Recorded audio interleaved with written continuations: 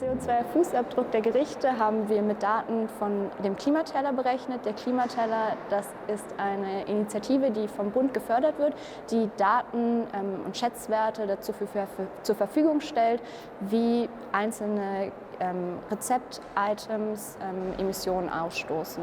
Die Emissionswerte von einzelnen Lebensmitteln werden über eine Lebenszyklusanalyse ermittelt. Das ist eine Schätzung, wie viele Emissionen vom Erzeuger bis zum Verbraucher emittiert werden. Das haben wir für unser eines Treatment, wo wir Gramm an CO2 für eine einzelne Speise nehmen, quasi einmal berechnet. Und die anderen Treatments sind letztendlich lineare Transformationen dieser Grammangaben. Also für das Treatment mit den Umweltkosten haben wir einen Kostensatz genommen, der vom Umweltbundesamt zur Verfügung gestellt wird. Das sind 199 € pro Tonne, die dann letztendlich quasi mit anhand dieser Grammangaben transformiert wurde oder berechnet wurde. Und für die Budgetangaben haben wir die Klimaziele genommen von dem Pariser Klimaabkommen, wie viel CO2-Ausgaben quasi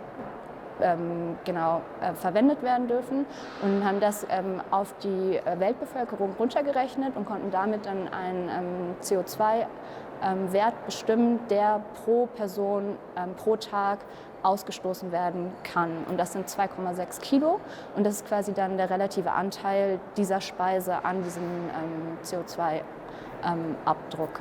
Genau, wir haben die Treatments in verschiedenen Ampelfarben gekennzeichnet, um zu zeigen, wie klimaschädlich oder klimafreundlich eine bestimmte Speise ist.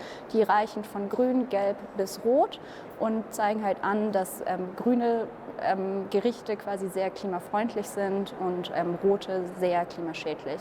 Und wir haben das geschätzt anhand dieses Budgets, in dem wir geguckt haben, wie groß eine einzelne Portion, also im Durchschnitt 500 Gramm, wie viele Emissionen dadurch emittiert werden. Und wenn das weniger als 25% des täglichen Budgets, was man für Essen quasi verwenden kann, darunter liegt, dann ist das eine grüne Speise, also eine klimafreundliche Speise. Bei den gelben Speisen reicht diese Spanne dann von 25 bis 50% und als klimaschädliche Speisen haben wir Speisen klassifiziert, die mehr als 50% des Tagesbudgets auf einer durchschnittlichen Portionsgröße von 500 Gramm ausmachen. Genau.